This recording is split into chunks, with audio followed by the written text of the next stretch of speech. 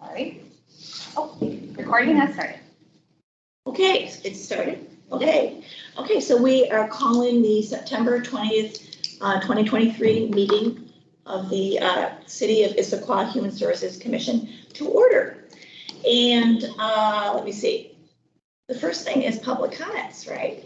Did anybody notify you that they wanted to give a public comment? We do not have any public comments, and we do not have any guests here today with public comments. Okay, well, that takes care of that agenda item. Okay, now you guys are going to have to go back into the recesses of your memory cells, and I'm going to ask for the approval of the July minutes. And I think everybody got a copy, right? Yes. I move that we approve those minutes. Do I get a second? I'll second it. Okay, is there any discussion? Okay, so unless anybody votes to amend or not to approve, we'll assume that they are approved. Okay, and move forward. Okay, the next agenda item, we have Valerie Porter here, who's an associate planner with the City of Issaquah, and she's going to talk to us about the comprehensive plan periodic update. Take it away, Valerie. My mouse is broken. Way to start the presentation. Hi, everyone. My name is Valerie Porter, and I am an associate planner. I am part of the Community Planning and Development Department, also known as CPD. And so CPD is one department that is made up, that's in the city, that it's overseen by the executive department. And so CPD is made up of 5 divisions: the administration, building, engineering, current planning, and long-range planning. And so here on the screen, you'll see the long-range team. We're small but mighty. And so we are, our manager, Stephen, who's actually on the call, he's our manager. And then we also have 2 senior planners, Kristen and Thomas, that are up at the top, myself, and then we also have an amazing intern, Danielle. And so as a whole, the department really much deals with construction. We do compliance of permits.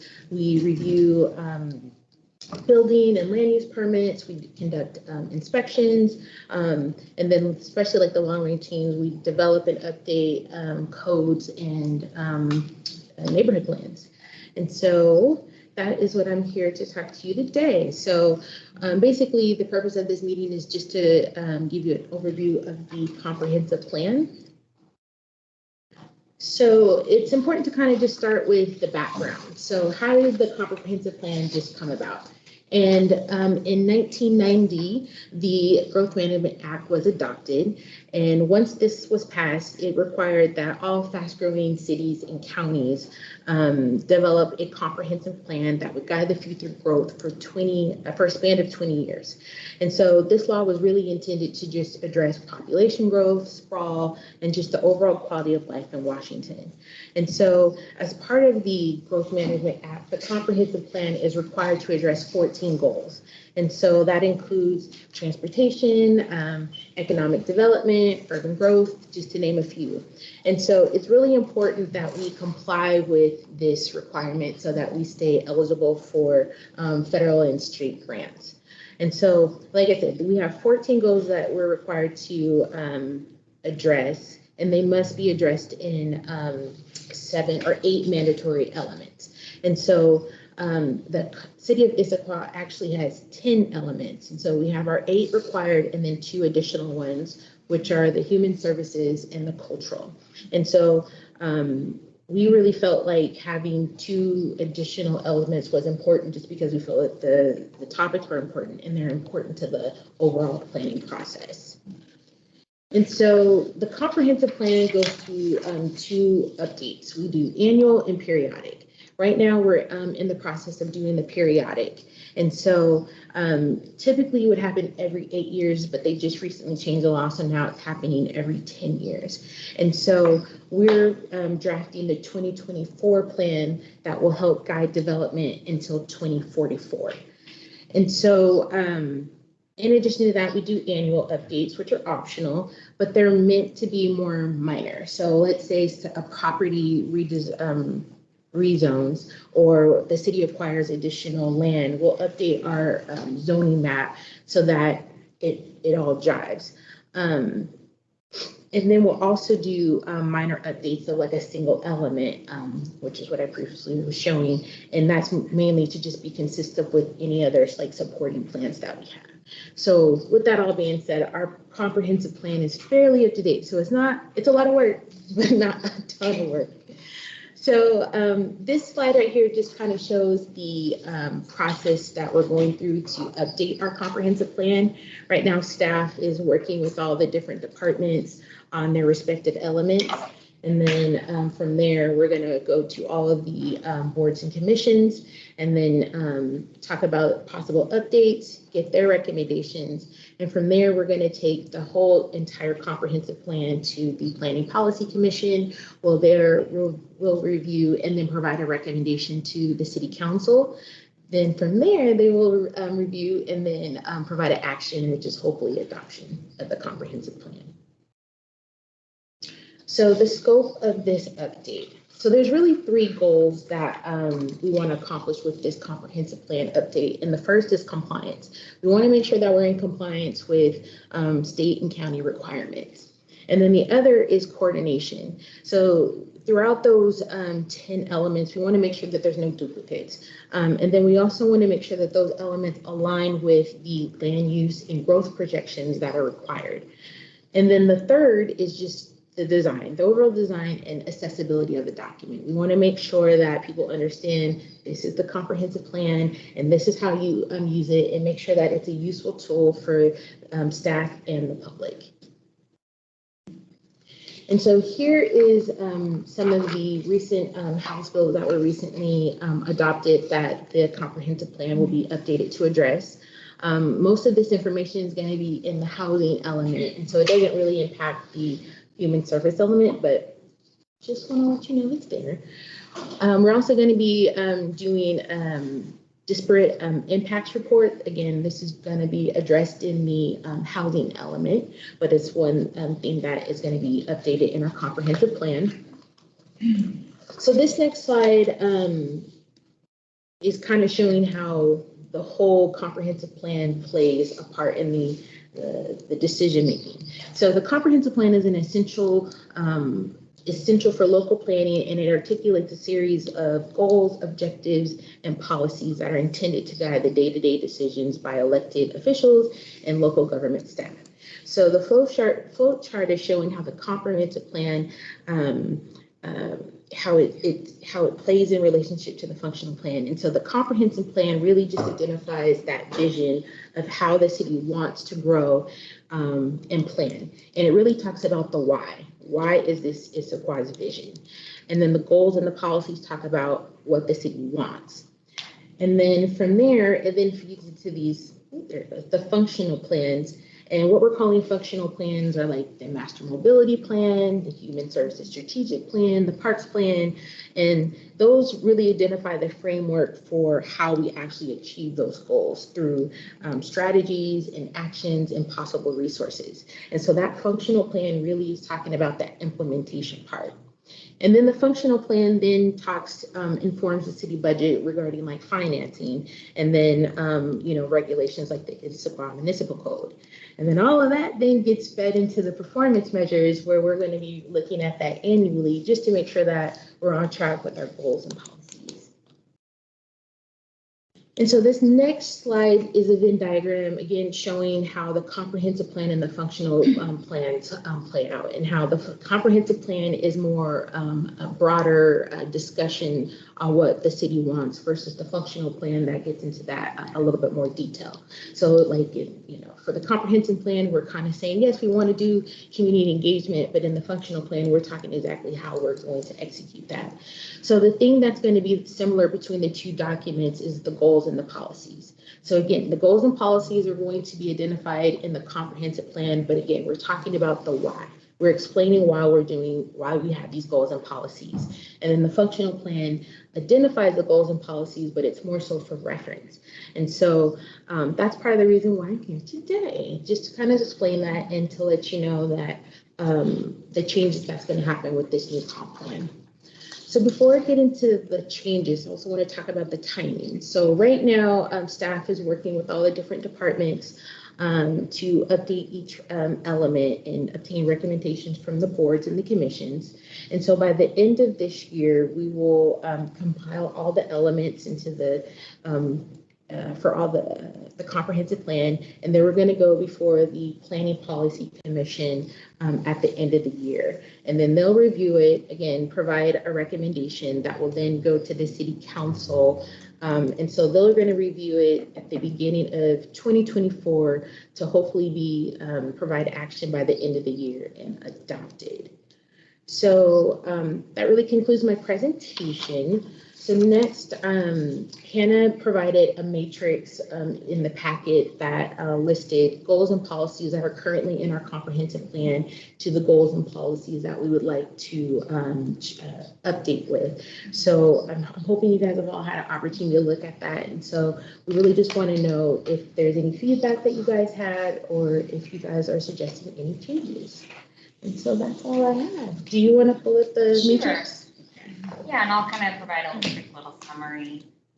Okay, perfect. Would you like to take a break? Thank you so much for the Yes. presentation. Thank you. Commissioners have any questions, or that was a lot of information. Yeah, sorry, high level. I'm guessing when you start sharing, we'll have questions. Yeah, Okay. anything else though? Can we make that bigger? Of course. As a whole, has this plan actually gone through the equity board, or are they planning on looking at it, or? Yeah, so right now staff has taken it to all the different boards. So I believe just a couple weeks ago, Stephen actually took the comprehensive plan update to the equity board. It's going in October. Oh, the actual. In a couple of weeks, it's going October 5th, I think we have it also, but yes. So I think you, Stephen, did you do an initial, just, this is the comprehensive plan process? Equity Board received a kind of an initial update earlier this year of what's going on with the comprehensive plan and the scope of the project. We'll be having a discussion with them, as Monica said, in early October to kind of talk about the approach of how we're conducting an equity analysis with the comp plan update. Thank you, Stephen. Did I answer your question, Manny? Anything else? Yeah, I mean, are they going to do each one of these goals and policies, or as a whole?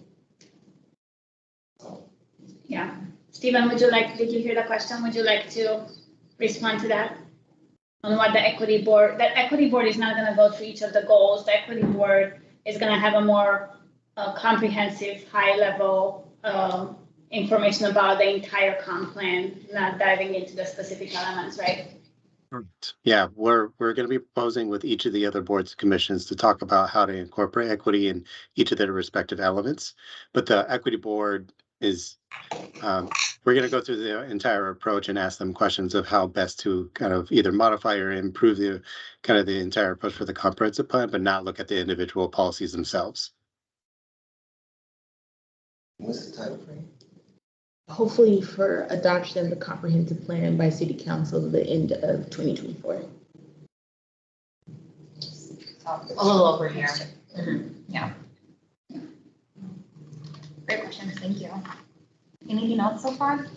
This is Commissioner Harmon. Thank you so much for coming. That was my follow-up to that, Manny, is that oftentimes when we do strategic or comprehensive plans, by not having like a diversity, inclusion, equity, belonging kind of framework or lens, there's ends up being like unintended consequences and outcomes.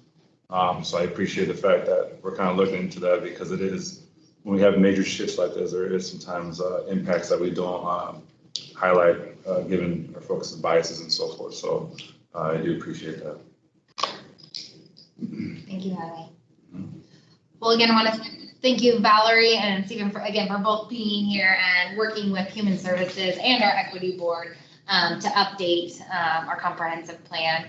I'm going to shift this just a little bit to kind of look at it a more granular to be able to provide some information about this matrix.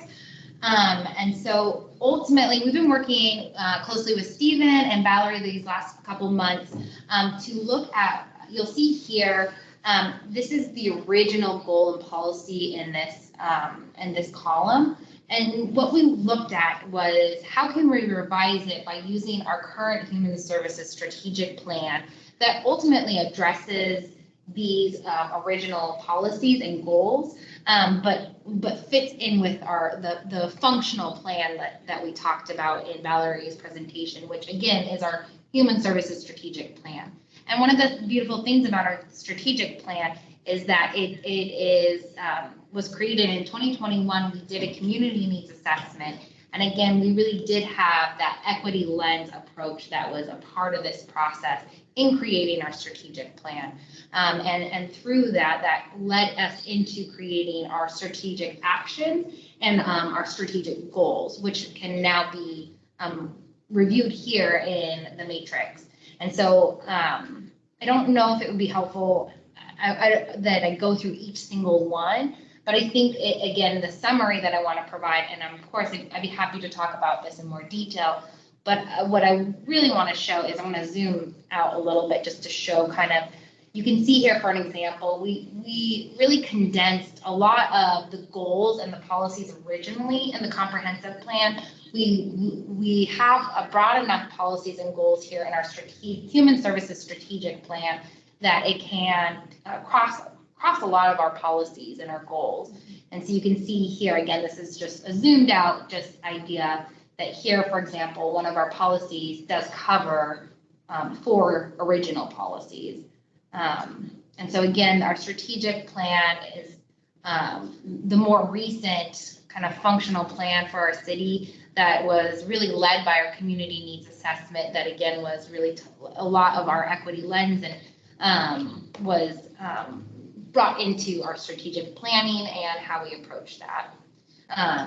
So I'll go ahead and stop there and invite Monica if there's anything else that you feel like I should add or anything else that commissioners should know this evening. Yeah, thank you, Hannah.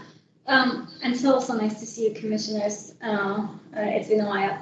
I think, yes, as we started working with Stephen and Valerie and their team and looking at the language in the comprehensive plan, which again, this is the 10-year revision, right? So all it's been, all the writing in the comprehensive plan has been done like 8-10 years ago, right? So as we started reviewing and looking at the language, we noticed that there were a lot of details that perhaps should not belong into such a high-level comprehensive 20-year plan, right? So for example, I recall finding some language about exact food security, very specific information that perhaps should be in our strategic plan at a more granular level. And so that's why you're going to see less language on the right-hand side as we're trying to clean it up and bring the comprehensive plan to a higher level wording and language. That perhaps if we want to address food insecurity, we find that in the human services strategic plan with specific actions,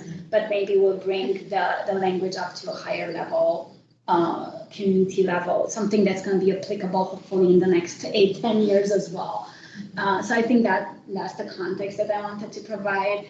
And again, as Hannah said, because we've done a really good job and a thorough job with the Human Services Strategic Plan just less than 2 years ago, it was nice to go and compare. And then so we don't see any major issues on our end. Stephen and Valerie were very supportive in trying to walk us through some things. I think we deleted a couple of elements that again were no longer applicable to human services in particular. Like there were some transportation elements which we know that there, for example, there are some transportation issues in human services in terms of equity and access and making sure that seniors or those who live. So those elements are already in our human services strategic plan and we kept them. But there were some that were really related to construction of streets or, planning or zoning issues that were just not related to human services. So then we made sure that those found their place in different limits. So I think that overall that was kind of like the work that we've done. I'm not sure if you have any questions. I found many of these to be really sensible, especially kind of hearing the context here, but I was curious if there were any any proposals that actually you really struggled with before they made it to this matrix? That's a good question. We did meet a couple of weeks. Stephen, I think you have your hand up because I know we met a few weeks ago. I was trying to remember. We had a few that we were like, oh, let's talk about these. Is that what you tell us? I think the hardest policies that we kind of encountered were the ones where they really captured multiple different topics. And it was really hard to figure out which of the newer policies helps kind of cover the same broad level of topics that those original policies. Like there was, like as Monica said, there was some transportation related policies, but they spoke to aging in place. They spoke to improving access. They spoke to transit access. They spoke to improving walkability. So it covered a lot of different topics that really are covered not just in the human services element, but also being covered in some of the other elements, that being the land use element or housing or even the transportation element itself. That were more that we didn't feel like we needed a repeat in the human services element. I like the idea of revising this and giving you more flexibility in the language so that you know, and how often is it going to be assessed? Like we are meeting these goals. How often is that? Such a good question, Mandy. Thank you so much. So actually, we are hoping to do more frequent assessments at the Human Services Strategic Plan level, right? And so for that, we have built in our Human Services Strategic Plan that we are going to review that every 2 years and then a larger review every 5 years. So actually, at the end of this year, we are starting now a review because we are hitting the 2-year mark of the first review of the Human Services Strategic Plan. So at least every 2 years. That being said, we do have the option if, let's say, something happens. I don't want another crisis or another COVID, but something happens, right? And we need to pivot to something new. We do have the ability to say, okay, this is needed. We are responding to this immediate need, and then we can work and even adopt the comprehensive plan. So as Valerie mentioned earlier, the comprehensive plan, if we need minor modifications or changes, we have that option to do it on an annual basis. Otherwise, the big comprehensive plan review happens every 10 years. But at the Human Services Strategic Plan level, at least every 2 years, we have that kind of like review and revision in place to see, okay, how did we do? Are we on track? Did anything change? Does this even apply anymore? So we will actually come back to you probably in December and January to work with you on that revision for the Human Services Strategic Plan. That's my next question, is that who's involved in that assessment? You know, you go back to Yeah, so we want to start with city staff. We want to go back to the community, come to you, perhaps do some focus group with some of our community partners. Yes. Do you employ a rubric, or is that our job to design a rubric for assessment? Like, how do you? Yeah, we've used kind of, we have a rubric that we use or some specific questions that we're asking. So that's something that we can certainly look at as a group and see if there's any revisions that commission recommends of what we need to ask to engage in our communities.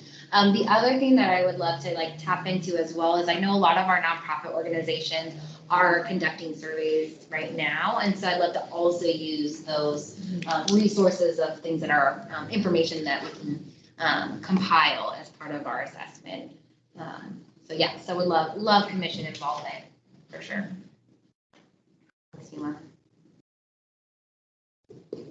I'm a commissioner. So every department has kind of a functional plan every 2 years and kind of what it reaches out to a comprehensive plan. Yeah.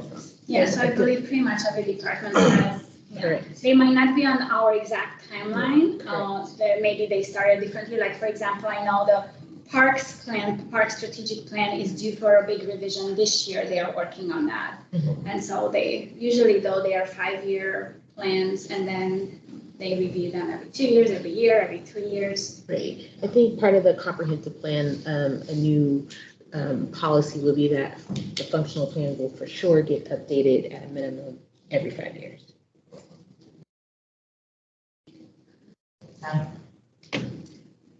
And then one more element, like annually, everything gets updated and prioritized through the citywide strategic planning and budget process. Yeah. The city just moved to a biannual budget process, but still, we still do revisions and updates on an annual basis. And that actually happens every fall.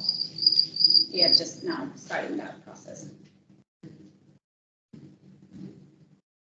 It's very interesting to see how it funnels down from the long term to the very, and then the annual budget process and work plan, and then the annual work plan then gets divided into monthly, like that comes to like what happens on a monthly basis and informs everybody's work. And I definitely have to thank Stephen and Valerie and all their work that their team does, because they have made it very, like Monica said, that funnel really allows it to be a smooth process of, we get to do our work and we get to see how it affects the citywide planning and making sure that everyone's aligned. So I think they've done kind of the work smarter, not harder process. So I definitely want to give you all a shout out for the work you're doing. So thank you. All right, well, anything else, commissioners, for Valerie or Stephen here? I want to thank you all for giving us your Wednesday evening to join us and present. Valerie, wonderful job. Thank you. Thank you. All right, so just so before I leave, no one has any changes or any possible updates or anything on the goals and policies? You mean to the matrix that? Right, so it would be the on the right-hand side, because that's exactly what's in your strategic plan. So we're not proposing any changes, and so we just want to make sure that everyone's okay with that. All right. So then with that, a fair question, hopefully to you and Stephen, let's say since this is a longer term process, right? As we work in the next couple of months with the commission, and if we notice any updates, or if the commissioners go home and review something and say, hey, I have this idea, we can still contact you, and the commissioners can still contact you, right? Yes. It's not that, okay, if we don't have something to say today, we need to forever be. Yes, no. We can do some updates. Again, we're kind of going to all the different departments right now just to kind of start the conversations. But if there are some changes, just as long as we're within that timeline before we go to the Planning Policy Commission, then yes, changes can be made. Great. Yeah. All right, Stephen, do you have anything to add before? I just want to say thank you for all your hard work, and I want to give kudos to Valerie for the fantastic presentation tonight of explaining the comprehensive plan. It's not exactly an easy topic for anybody to really fully understand, not only just what goes into it, but why the city puts so much effort into this kind of thing. And it really complements a lot of your work in terms of what we're trying to achieve with human services. So thank you. Thank you, Stephen. Yeah, thank you. All right, well, of course, we would love for you all to join and ask for Valerie, but I also want to excuse you if you want to get back home to the baby. Yeah, I gotta go home to the baby. So, thank you. It was nice meeting you guys. You're wanted, but we know. The baby comes first. Stephen, thank you so much for joining us virtually this evening. Wonderful to see you. Yeah, thank you again. Have a good night, everybody. Yeah. Bye, thank you. He's gonna be 7 months in about a week or two. Yeah. So yeah, well, he's really long, but yes, he's yes. He's tall like his dad. So other than that, then yes, he's small. Okay, well, are we ready to move on to the next item? Yeah. Okay, it's Monica. She's up to talk to give us a Human Services Division update. Yeah. It's so good to see you. So good to see you again, yes, commissioners. It's been a summer, right? I think I was calling at the June meeting. I didn't see you in July, and then we had the recess in August. So nice to see you as the fall is here. Finally, we had that proof today. We were still wondering. But yes, I thought we said, we had talked a couple of months ago that perhaps I can come and visit every quarter and provide some updates, what's new, what are we up for.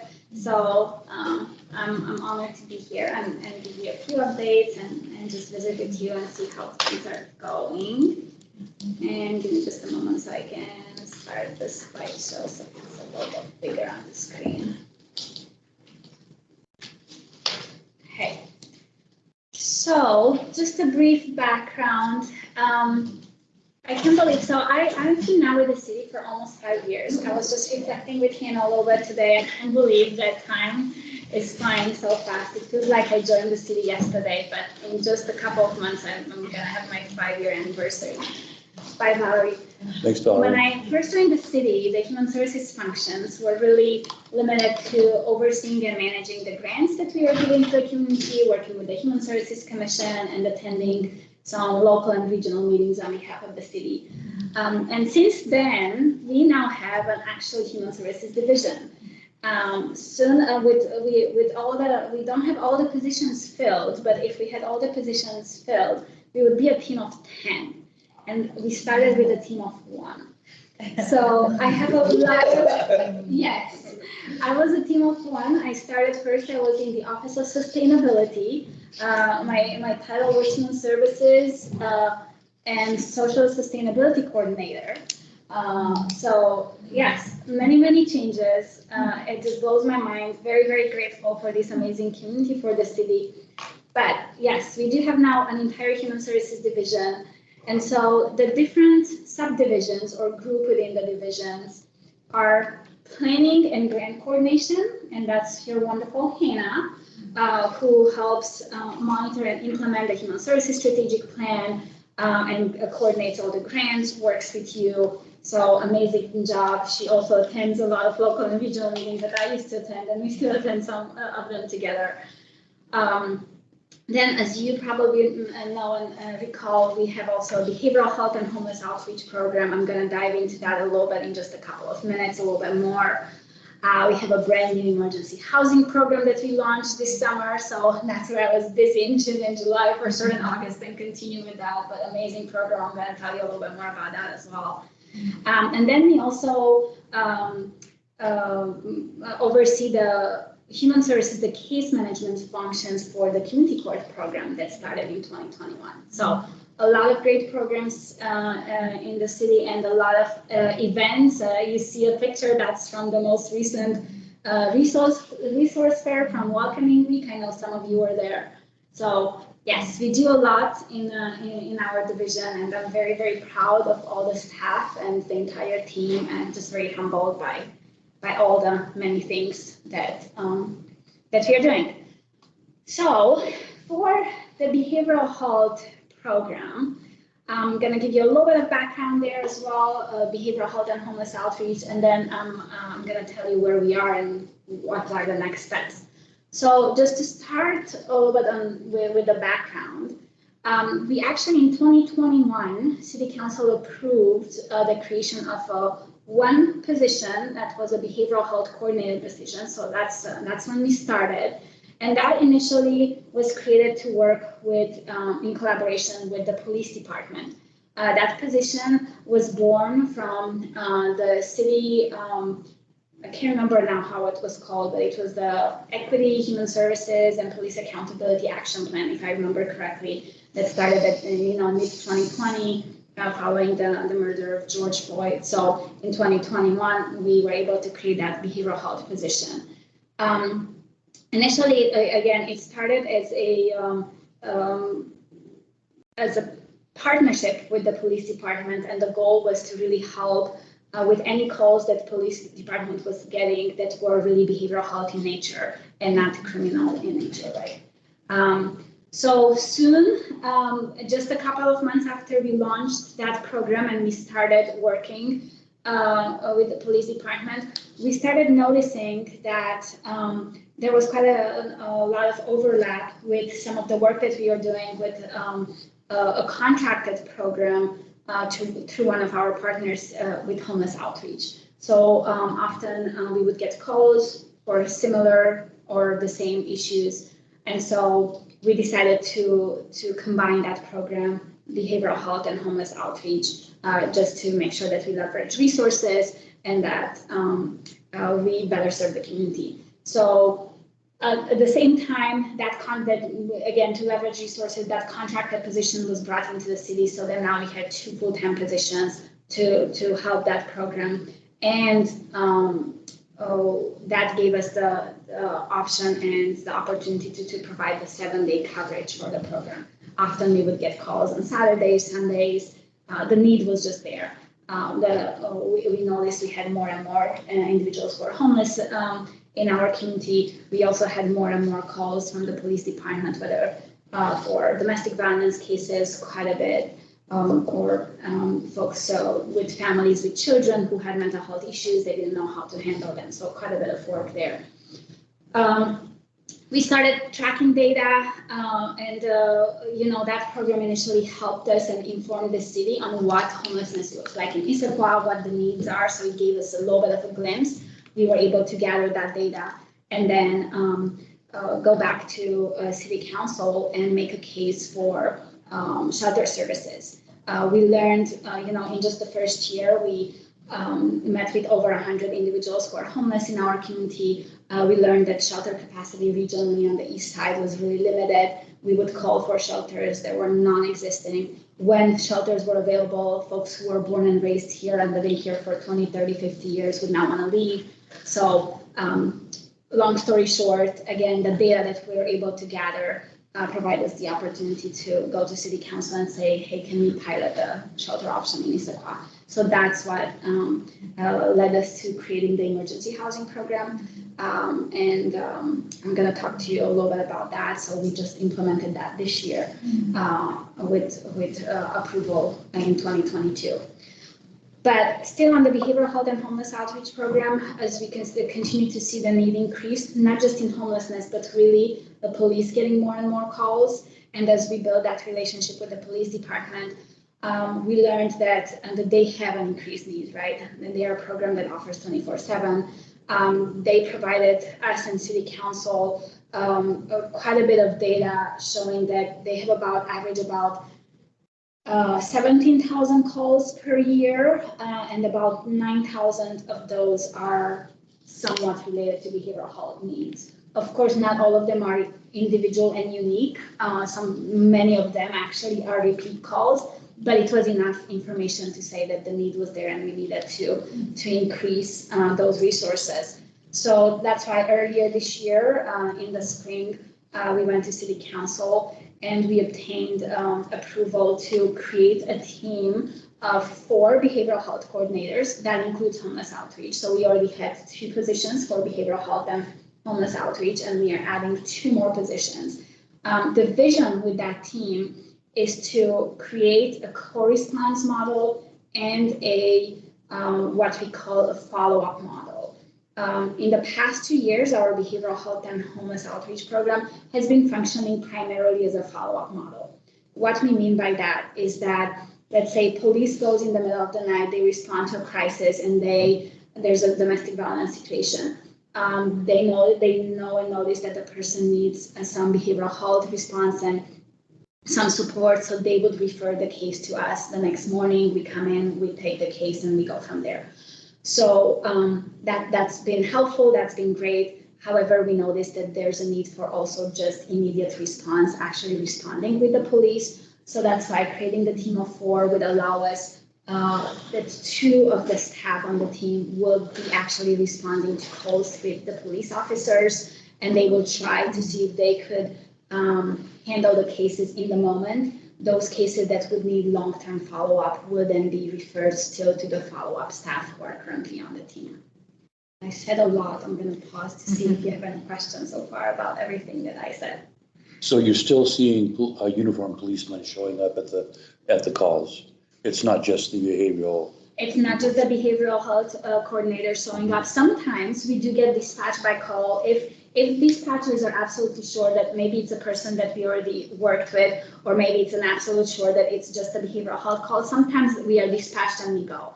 Most often, though, the challenge is that the calls come in and it's unclear of what type of call it is, and police officers don't learn that actually that it's a case where behavioral health is involved until they're on the scene.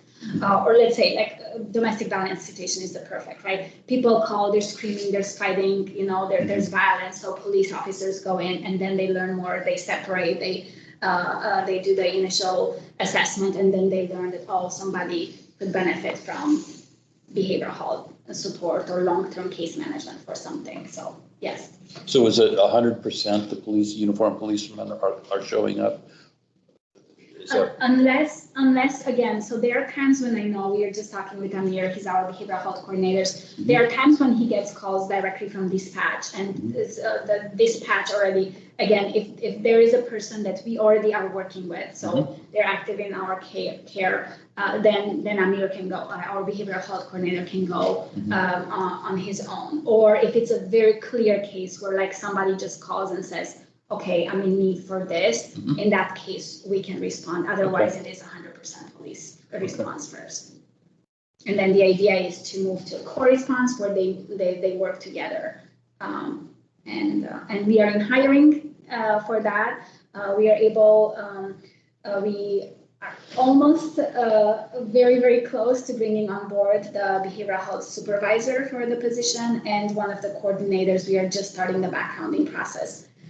Because they work in the police department, the specialists are going through the same backgrounding process that police officers go through, and it's a little bit lengthy. But yes, so we are in the hiring process for those positions. We hope to fill those positions as soon as possible. If you know any mental health professionals, any substance use professionals, licensed professionals, we are looking. Unfortunately, we not unfortunately, but fortunately, we are looking for licensed professionals. But if you know anyone with licenses who may be interested in working with us, It's a full-time position? Full-time positions, full-time benefited positions, yes. So I know Kaylin left, but it sounds like you have 2 coordinators working right now. We have one coordinator working right now. Amir. Yeah, Amir is the only one right now. So he's the we only have the one. positions. Oh, We have okay. the positions, but we are not able to fill it, yes. So we have, like I mentioned, the supervisory position. So we finalized the interviews and we are in last stages with the background checking. We finalized interviews for a behavioral health coordinator. That would be for Kaylin's position. But we are just starting the backgrounding process for that, so they're not on board. And then you still have another coordinator position to to fill, yes. Okay. Busy.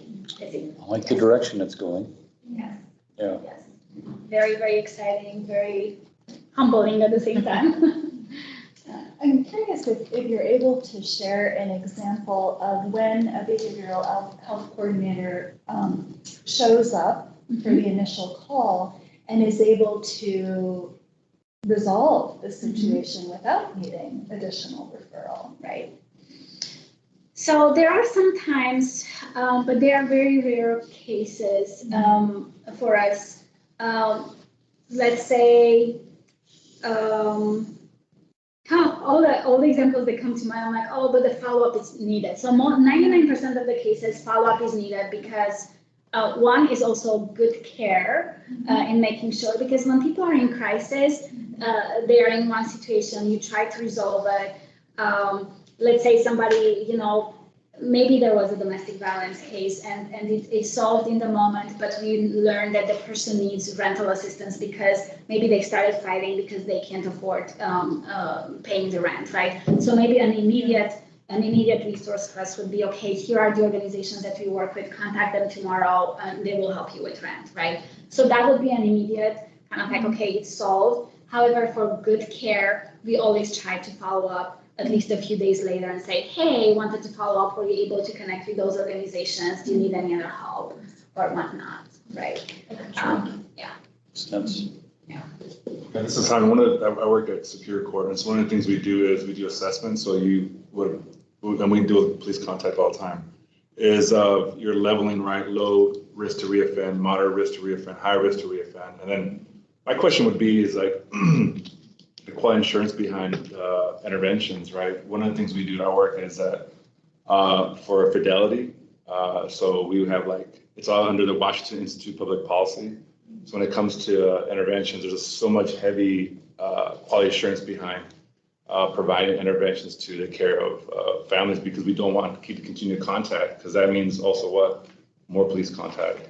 That would be my only question to that, is the quality assurance behind intervention as it kind of gets rolled out to the community. That'd probably be my question to that. Yeah, thank you. And actually, that's our goal, right? To limit the repeat calls. That's the goal of the program. And I think the way, and we are working with police to see how you can track that. I think anecdotally, we have information from police officers to say like, oh my gosh, we are not receiving all these calls that we used to. So then they see that the number of calls for the repeat callers decrease. And so that's one way to know that, okay, whatever we are doing, it's working. But often we do need to work long term. Like sometimes, for example, we get calls for families who have children that have severe behavioral health needs, and they get aggressive, and they need some parenting tools on how to help their kids and how to keep their families safe. So again, like those are. Yeah, I was gonna say like is that some of the interventions are so expensive. We have one that's multi-systemic therapy, and we're making it more accessible to like all families, despite of levels, because that's 24/7 therapy, and it's about $7,000 a person. And that's something as a core, we are making that as a number one priority, regardless of where that one levels, is the fact that the intervention is much needed. So it is, I mean, 7,000, and it's no charge to the families. It's because we recognize recidivism is so low when it comes to engaging our families with multi-systemic therapy. And we also have functional family therapy, coordination of service. I'm interested in the education employment. I think that's up there too. Most of the times there's when there's engagement of conflict, there's also too, we're dealing with employment status, education status. So it's like a multifaceted of not just cognitive, but also of like where they're at with their goals. And so I'd be interested to see how that kind of rolls out. I have a question, but I want to make sure you're done. I'm good. Okay. So now that, you guys are building out to a team of 10, which is fantastic, what is the relationship then between the city's organization and Eastside Fire and Rescue Core Connect? And I don't know if people here know what Core Connect is, so I'll let you tell them. Thank you. Thank you so much, Trish. Absolutely. Our team works closely, and they have monthly coordination meetings with Core Connect. So Core Connect is essentially the social service component of the Eastside Fire and Rescue. So police response to calls that are kind of like criminal in nature or safety in nature. Eastside Fire Rescue response to calls that are medical in nature, right?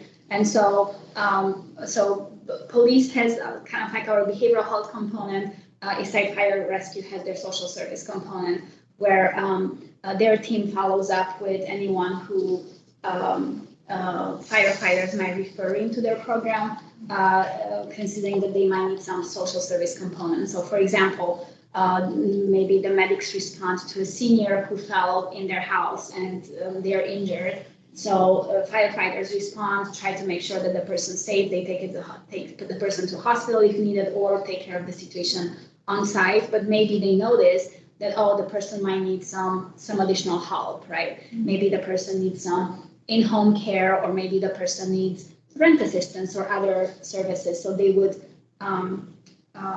refer the person to their Core Connect program. So Core Connect staff with our behavioral health staff have monthly coordination meetings where they go over any possible cases where there might be an overlap. Sometimes, it's not often, we actually we have 5% of the cases that overlap, so there's not much overlap. But sometimes there is an overlap where, let's say, a person has medical needs, but also behavioral health needs, and then maybe the social service needs might be similar. So in that case, our teams meet monthly to just case consult and see who's doing what, and just making sure that they're coordinating, so. Okay, thank you. Well, that's interesting that, there isn't much overlap. Yeah. So, Jaime mentioned financial wise, city budgeting, we don't have an infinite budget. So is it the budget coming in because we having more citizens paying taxes, or where is that funding coming from? A very good question. Trying to leverage funding for sure. So the first two positions came out from police budget. So then readjusting police budget again as part of the Human Services and Equity and Police Accountability plan. So they came from the police budget. The last two positions that were approved came from the sales tax that is available countywide for affordable housing and behavioral health programs and services. And so that is a tax that the city was able to leverage a couple of years ago and keep it in the city instead of giving it to the county. So that's the budget that's coming from, as well as the housing program that I'm going to talk to you about. That's great to know, because that's important that our citizens recognize that where the funds are going to. Yeah, absolutely. And that it's useful. Yes, so that it's being used. Yeah, I was in Citizen Commissioner that mental illness chemical tax. It hasn't been tapped, I think, for smaller cities. I think now, I would say, when I was at City of Bellevue, we used a little bit. And now you see other cities kind of tap into that tax because we all pay for it. Right. So it's a kind of a way to say, hey, this is how we're going to use it for our city. So it's pretty cool to see that. Yeah, trying to use it locally rather than regionally. And it's millions of dollars. It depends on the taxes, right? So it fluctuates, but I think yes, thinking what's accumulated. Yeah, what's accumulated so far. Yeah, so yes, because it's been accumulating now for this is the third year. So yes, I think there are a few $1 million that accumulated. I was trying to remember. I think on average it was accumulating about 1.7 million per year, but it also fluctuates depending on. What's the name of the sales tax or the act? It's a HB 1590, House Bill 1590, yes. And what percentage tax? The percentage of? 0.1%. Yeah, so that's something that we all pay regardless, and most of the time it goes to a county unless there was a timely opportunity 2 years ago that the city was able to keep that tax locally. It's sales and use tax for affordable housing? Affordable housing, and then yes, and it has a behavioral health component for services, yes. Thanks. So that's actually, we talked a little bit about that. I was going to say we use the same tax dollars for the emergency housing program with Motel 6. So I think unless we have questions, we can pivot to talk about that. So does that tax has to be voted on or revised or? It's a good question. I don't know. I don't believe, I'm not sure how often that is being revised or revoted on. Or that's a good question. I'm not sure how permanent or short, long term it is. I'm happy to look into that. That's a good question. I just don't know. But I don't believe it's coming up anytime soon, from what I know. At least not this year for sure. Anytime, I'm defining anytime soon. Yeah, exactly. We got ahead of your slide. Yeah, I know. We were talking about this ahead of the slide. Yes. So here I was just, I created a visual on kind of like seeing how the behavioral health team, they have the co-response model and the referral follow-up model. And then speaking of affordable housing sales tax, this is just another quick visual of the housing continuum. We created that a few months ago, and so I think it just places it. It's a nice visual that places kind of like our emergency housing program, our shelter model. So we start with unsheltered homelessness, then we have emergency shelters, congregate model, and non-congregate model, transitional housing, supportive, subsidized, affordable, and market rate. So it's kind of like a nice continuum here. So the emergency housing program that we just launched falls into it's a shelter program. It's just the difference is it's not a congregate shelter. So it's the next step up, what we call where folks have more privacy and they're not all in one room. So it's not just Motel 6 anymore, It is Motel 6, but it is in collaboration with Motel 6.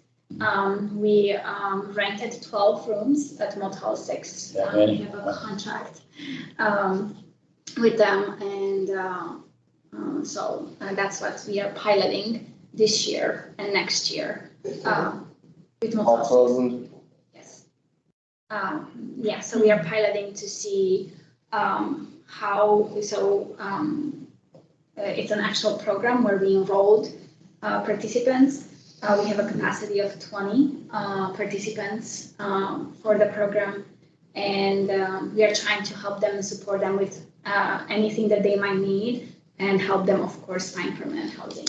But because it's a program, it's a pretty structured service that we created, and so we are trying to support folks with not only the day-to-day case management needs, whether that's a DSHs or IDs or health insurance and medical needs, but also supporting them with obtaining employment and looking, for housing and being creative around that, especially since housing is so difficult. But social skills, financial literacy, even basic skills, doing your laundry on a regular basis, or learn to relax. What does even relaxation mean when you've been on the street for so long, right? We use the wellness wheel model, where we try to encourage them to have a goal in each of the areas of the wellness wheel. I'm not sure how familiar you are, but the idea is that in order for us to be well for our well-being, we are more than just one area. We are more than just a job, right? We have emotional needs, we have physical needs, we have spiritual needs, we have environmental needs, and so trying to create, career needs. So trying to create a goal in each of those areas and work in something on each of those areas, so then we can create a balanced life, right? And so it is for folks who've been homeless for a while. It is hard to even just get in the routine of like, weekly laundry, or okay, what am I going to have for breakfast, lunch, and dinner? And those social skills, how do we even interact with people? How do we even go to a restaurant if we haven't been to a restaurant in 20 years or never? So those, some basic social skills. How do we open a bank account? I've never had a bank account, or maybe I had, and now, we need to figure out financing or the, what is it called? Credit, thank you. Credit scores and applying for jobs, and so a lot of great work. It's very meaningful. We have 3 staff who are overseeing that program and working with participants. So we do provide a 7-day coverage. We have someone present at Motel 6 for 10 to 12 hours each day. And then here on the screen, you see kind of like a sample service model. So during the day, we try to, again, mimic however we describe normal, right? A normal activity, volunteering, working towards education or schooling, and towards a job. Then in the afternoon, participating in any type of support groups and emotional needs. And on weekends, again, just trying to mimic that. Okay, what can we do to have something fun, to have something relaxing, to also do chores, cleaning, and all of that. So we learned already a lot of lessons. We launched the program in mid-July. So we are now 2 months into the program. I'm happy to say that we have a couple of folks who obtained jobs. One actually is going to join our parks and community services team in parks maintenance. So we are very, very excited about that. In what position? Parks maintenance. They wanted to work outdoors, so, and we are able to. They went through the interview process, and they've done really well, and so we are excited for that. But so we are looking for meaningful opportunities for folks to be involved and get back into the community in a meaningful way. We have a couple of other folks who are working already, and we are trying to support them in saying, okay, what's the next step? Is what you have enough to help you get into housing? Do we need to look for a better job? Do we need to look for what creative ideas and solutions do we have? And so, everybody has their own meaningful story. Everybody it's in a different place, but Yeah, very, very meaningful program so far. So I have a question. Okay, how do you find or help these people find a place they can afford to live Right. in this area? Yes. So that is the most challenging thing. So then we just start even with conversations and saying, okay, who's even open to consider something outside of the area? And again, so we try to work with every person individually, trying to find creative solutions. Some people trying to see what family members or what friends they may have that are healthy relationships, or do they want to mend some other relationships where perhaps they would like to look into a shared housing model. So yes, we try to be as creative as possible. We do have, we've built a relationship with Plymouth Housing, and they oversee the newest permanent supportive housing program that just opened here in Bellevue. We were able to send a couple of referrals there. We are waiting to see if those applications are being approved. So we are trying to find permanent supportive housing places to go through the mainstream process. We are trying to find creative solutions. We are trying to see what keeps folks here and how important it is for them to be here. And if they want to stay here, absolutely we'll do whatever. But we also need to do that education and saying, okay, this is what's realistic and this is what's not. But yeah, so far people are very open and interested in looking for all of those. But yeah. 2 quick questions. What's the criteria for enrolling people?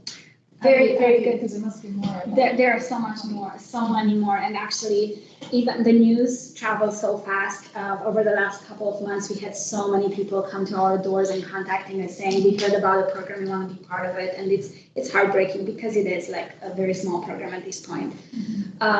So the criteria was, because we already have a homeless outreach program, the referrals get funneled to our homeless outreach coordinator. So they had to be already working with our homeless outreach coordinator. And so then we created kind of like a prioritization list from those that we've been working. So they had to be at least in services and actively working towards a goal for at least a month, and also actively be interested in a more structured program. So that's how we started. Of course, we know that the needs is so much more, but it is a pilot project, so we are hoping that we'll gather good data, so then we can go and look into what are the options to turn this into a permanent or increase the program or all of that. So that's what we're going to work on next year for sure. It's going to be the priority to look at data and see what we may propose to City Council. Yeah. And is it single room occupancy, or is So are couples, families allowed in? Such a great question. So at this point, because we are just in the first 2 months, we kept it at single room. All of the rooms that per our contract are double occupancy rooms. So then the next step for us in the next couple of months will be to make sure that we occupy all the rooms in a double occupancy, which means sometimes couples, sometimes family members. We currently have 2 brothers who share a room. So we are looking at that as option, just to maximize the space that we have. But as an initial, just we wanted to start slow and trying to make sure that we make meaningful steps. This is Manny. Are you working with other cities like Renton and places that are actually affordable? Yeah. Coordination for housing, you mean? Yes. Yes, and we also try to work with the King County coordinated entry system for that. However, even if there are more places that are affordable, the need is still high there. So yes, we are looking in the region wherever, and that's why we also educate our community members. Like we have someone, for example, who's on Section 8 and they are eligible for a Section 8 voucher. But again, there's nothing in the area. But we did research far and wide, and we learned that, okay, if you just go to Central Washington, if you're open to that, you might have to wait only for 2 months instead of waiting for 3 years. So again, for folks who are open for that, definitely we are looking into that for sure. Monica, Maury here, what percentage do you feel like of the pool of homeless that's actually in Issaquah is being helped by the program? By the emergency housing program? Between 10 and 20% probably. Wow. Wow. Because yes, yeah. And are these folks who are from the area, have lived here, or is word getting out? And so we're inviting folks who are looking for resources. Right, so yeah, so that's why we started, because these were folks that our homeless outreach coordinator has been working with for the past 2 years. All the folks that who are currently in the program are from Issaquah long-term. But yes, in the last couple of months, we did have people come from far and wide asking for the program. But again, our response right now for everyone is, I'm sorry, this is a program, it's not a voucher, we don't have, because often people ask like, okay, because I'm gonna back up a little bit. Typical shelter and congregate shelter models are like you come and you stay in line at 8 or 7 in the evening, and then you get a room, and then in the morning you need to leave, and the next day you keep coming. This is not our model, right? People come and they're gonna stay until they're discharged, meaning they're either successful in meeting their goals, or maybe something happens and they're not successful, but they are there to stay. So that's what we tell everyone who's coming. They're asking about the program. Unfortunately, it's closed. We don't take wait lists anymore because we have plenty of people on wait list, so we just don't have room. And what happens to somebody who's simply not meeting their goals? So yes, so we are just discussing that with our team. So we have monthly reviews when we discuss with participants how they're doing, because we are just at the very beginning. We also understand and try to work with the person. So we try to work with them for several times and giving them chances without just discharging them. So far we didn't discharge anyone. We understand when you work with someone who's been on the street or with supports for a long time, it takes a while to get back in that with them. So And it's only been 2 months. it's only been 2 months. Yes. Yeah. Yes. So These are all really good questions. very good questions. Yes. I mean, you have to develop trust and You have to develop those trust. Yes. So important. And yes, we had actually a few, speaking of welcoming week, we had a few participants from the program who volunteered at welcoming week, and they helped us set up and break down. And it was just such a good opportunity to build that trust and that hope. And yes, just a lot of, Really integrate them into our community. Yeah. In a healthy way. build those relationships. Good work. Thank you. So if you have any ideas, or if you you feel like you would like to be part of the program in any shape or form, perhaps say, oh, I'm really good at this, and I think I want to come and speak on this topic with folks, or anything like that. Like you don't need to just provide money to help and support, but if that's something close to your heart, then say, hey, if anyone's interested, I would love to teach them this, we are very open to welcoming you in the program that way. So no pressure at all. Yes. Is Alex the homeless outreach coordinator, or is there One of someone them else? is Alex. Yeah, Oh, we do have there's an another Alex one. too. Yes, we have 3. Oh, not homeless outreach coordinator. Homeless outreach is Amir. Alex. Behavioral health coordinator, yes. Alex is one of the housing specialists at Motel 6. Okay. Yes. Okay. And also the park ranger who. Oh, that Alex. Oh, I'm so sorry. We have multiple Alexes. Yes, we have an Alex who's the park ranger. And that's a different Alex. Who also is the liaison with unsheltered people living in Issaquah Parks. Yes, so the parks ranger works with our behavioral health coordinator, usually, especially parks ranger focuses on parks, and then they work together to do outreach and the ranger. Yeah, wow, that's a team. Yeah, Yes, thank it you. is a team, yes, thank you. Sorry, when you said Alex. Yeah, no. I was like, every Alex. Thanks for the report. Thank you. No, thank you. And that concludes my report, and it's also nice to come to you all. Thanks, Monica. Oh, let me stop sharing. So are we moving on? Okay, so the next up is the chair and commissioner reports. I don't have anything to report on. Does anybody have anything they want to report on? Oh, I went to the housing disparities event on Friday, sponsored by Eastside for All. It was held in the new Together Center building in Kirkland, right? Or Redmond. Redmond. Forgetting so many those names. Whoops. And it was fantastic. It was really great. Unfortunately, the Issaquah representative was not present on the panel due to scheduling conflicts, but it was a fascinating summary of both the patterns across affordable housing challenges side and also like very specific issues, and a wonderful smattering of activists in the audience who spoke passionately about equity issues and other things. So it was wonderful, and I'm happy to share. They bundled some resources, and I'm happy to share those. And if anyone knows of similar kinds of events happening in the future, I'd love to attend more of those kinds of community events with both staff and, impassioned or curious community members. I almost went. Oh, yeah. And thank you for letting us know about it. Yeah, absolutely. I don't want to bombard you all with emails, but I also want to keep you all updated on some really great events that I think you all might be interested, or it would be great to have you It's good participate to in. know about them. Good, okay, good. Yeah. And Record, feel free to send me those resources, and I'd be happy to share with the rest of the commission or add to kind of our. I'd love to see those. Yeah, Okay, great. who is the Issaquah rep that I don't know who the Issaquah, Go ahead. It was supposed to be Steven, actually, but he was on vacation. Stephen? Who is here today. Yes.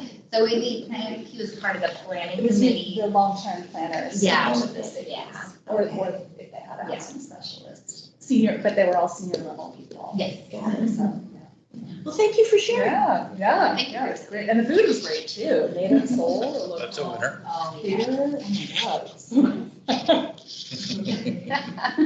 Madeline, did you have something you wanted to share? I just wanted to point out that when you're asking for reports from the different organizations we support, that I did have a chance to visit with the leadership at Issaquah Schools Foundation, and I hopefully, Hannah, you received. I emailed you a recap of my visit. Yes, thank you so much. I'd be happy to either share that out, or maybe I can include that in an email to our commissioner group. Yeah, if you, For our next meeting, I can publicize it. sure, that'd be great. Okay, great. Thanks, Madeline. Thanks for all the updates. Okay, we will move on to your report. Alrighty. So with the start of September and the start of school, we just had our first 2 meetings with the Youth Advisory Board. So one of our biggest things that just happened was that there was a student from Woodinville, and Woodinville doesn't actually have a youth advisory board, but there's actually a student coming over to take notes on our board so that they could go to the mayor and even get a youth advisory board in Woodinville, which I think is cool because that means they know us. We're special. But yeah, so since it was only 2 meetings, we've only gone into really planning into some of our events. However, we're starting to plan a racism conference, an interactive state of mind event, and some sort of college and career fair for students. And mostly it'll be more focused on careers and because we're trying to reduce the stigma where most kids say they need to go to college. Like that's like when someone says, what do you want to do when you grow up? A lot of people just say oh, I'm going to major in X and then figure it out from there. So we are going to try to show them other different opportunities, such as 2-year colleges, apprenticeships, even going into the Army and other sorts of things. So that'll be a really good opportunity, which all will be coming soon. So since this was only the first couple of meetings, we don't have official dates yet. However, we know we're going to have an event in approximately January, February, and another event somewhere later into the year. So basically, that's it for the youth report. Thank you. Thank you, Patsy. Hey, for your career and college planning, talk to me. Okay, you remember my name and reach out to me because I do this a lot at my job. I work at a 2-year college and we host career fairs all the time. It's a trade school actually. So I can possibly send you to the right people to plan it if you need help. Thank you. We'll use that. Yeah, I'd be happy to connect you with some contact information. That's okay. Yeah, sure. Perfect. Good. Great report. Okay, you guys, staff report. Staff reports. All right, just a couple things here. So in September, early September, we had a few proclamations declaring, we had a joint East Side City for East Side Welcoming Week. And then for Hispanic Heritage Month, we also had a proclamation that if you are familiar, Alicia Spinner from the Circle, that was a nonprofit organization formerly known as the Latino Club, and that is an organization that Human Services funds. So she's a great partner in our community, so she received that proclamation. So we had that at City Council. An upcoming City Council meeting that Monica will be going to is she will be reporting on the affordable sales tax revenue. So a little bit of what we were talking about, the emergency housing program. The other items that she'll give an update is our emergency rental assistance. So we had 3 organizations that we partner with to provide a total of $200,000 of emergency rental assistance. So that money has pretty much been all spent. And so there's going to be a report on that information of those numbers and how many households we served. So more to come on that. And then there'll also be another update on the behavioral health program. So very much a little bit, you kind of got a little preview of what Monica will be presenting at our council meeting. And that's coming up in October 9th. Any questions on City Council meetings? All right, so then I'll just keep us moving along. So I just want to also provide Human Services updates on some events that we had and then upcoming events. So I thought it would be fun to talk about Welcoming Week through some pictures. So our amazing communications team took some great pictures throughout the event. So just thought I could do a little quick slideshow. No, it was such great weather. Oh, yes. It's my husband. Oh, you may see a few folks that look familiar. That's It's hilarious. really short. So first off, yes. So yeah, you might see there's a few pictures, I think, of some folks in here. So Welcoming Week event was a really big event that we spent months planning in partnership with many local partners, including the Highlands Council, the library, downtown Association DIA, HUMA was a part of our planning team, so thank you all. And it really came together for just such a beautiful event. I think the best part that Monica and I just stood back and just watched so many different groups interact with each other and talking and learning about each other. And that's exactly the point, is to create an open environment. And so some of the things that we had here, first I want to give a huge shout out. We had some great MCs with some beautiful backgrounds. This is Tambi here. She's a 14-year-old author of a mental health wellness book. Absolutely just incredible speaker, and I mean 14-year-old, right, who already has a book. Very exciting. And this is Sixta here. She is previously a bilingual TV host and a voice actor, and they were just incredible talent to have a part of that. Sorry, City Mayor. We have a beautiful picture of her. She was part of our celebration as well. We had a world map. This was actually a really fun event where we had folks kind of just put little dots of where they were at. You see Rucker there. But this is for Pharrell here from our economic team. So that was really great to see that map. Lots of children activities, which was a big thing that we wanted to include in this event to make a welcoming environment. My child.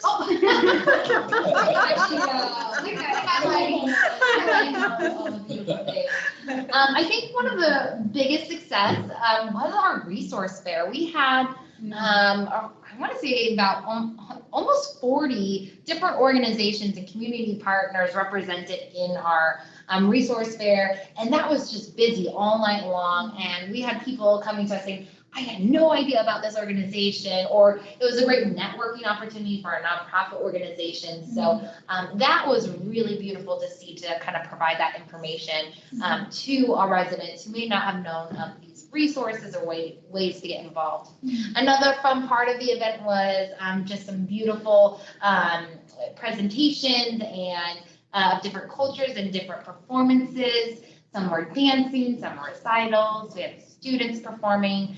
Our big highlight was our African fashion show. So these folks were just absolutely beautiful, with some beautiful fashion with all ages.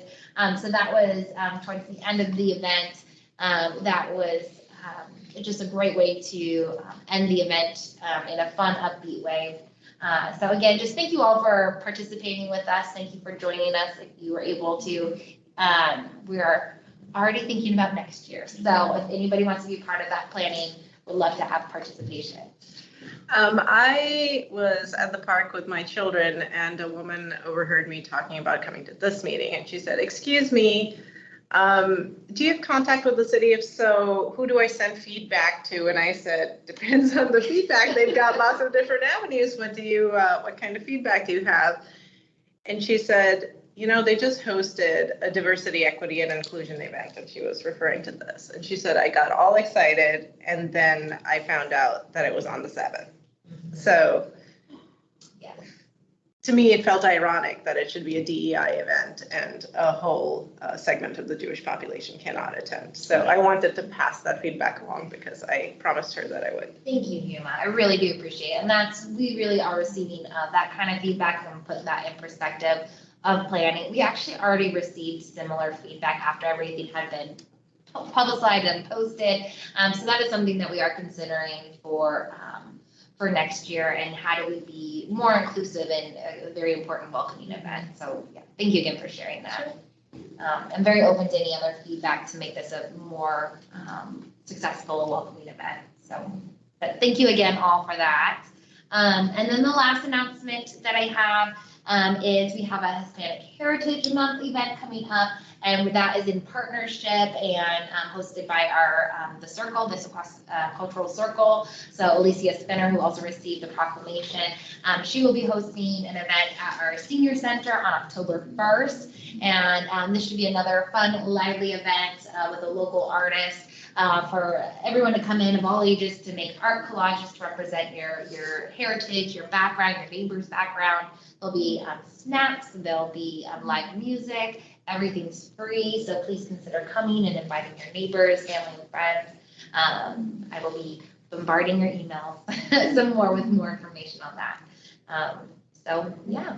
And fun fact for those of you who might be newer to the commission and may or may not know, the Circle is actually one of the organizations that we fund through the Human Services grants. And so you commissioners, a couple of years ago or last year, those of you who were here and decided to fund that's thank you so much.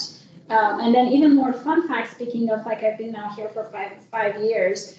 When I first met at that time, the Latino Club, they were just that, a group of big-hearted volunteers, and the group that was just gathering every so often to create some events, they also had Club Inclusive, where they were offering parents with disabilities like a monthly group to get together and network and socialize. And since then, we were able to create grassroots grants in the 2020 funding cycle, and we were able to fund them and support them with seed funding. So they actually created their 501c3.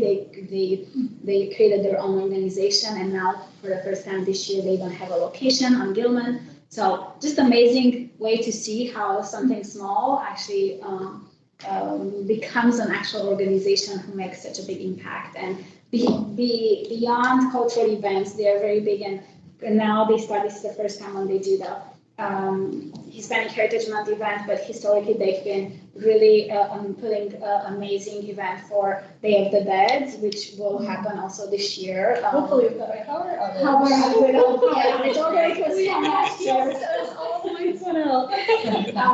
Also, they do great work with Children's Day. But more than anything, they do cultural navigation. They help a lot of families in the school district who don't speak English in navigating those social services networks. So amazing organization, I cannot tell you enough. And I hope one day they are open to coming to you too.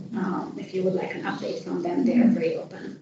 And Heidi and I went and visited the office. When was that? Anyways, it was a while ago. Yeah. And I just wanted to point out, besides all the wonderful cultural work they do, I am a volunteer at Issaquah Community Services, and we help with rent. And we get calls and emails from Alicia all the time because people that are new to the area, and you don't even have to be, international, but oftentimes, there are people that are very new and international and don't even understand how all this works. And they're trying to look for affordable housing, or they just got their first notice of eviction. And they will reach out to Alicia, and then Alicia will contact us. And, so there's all this partnership that's going on. There is.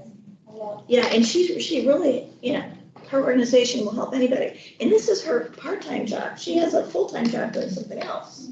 Yeah, so it's just wonderful. Yeah. Wow.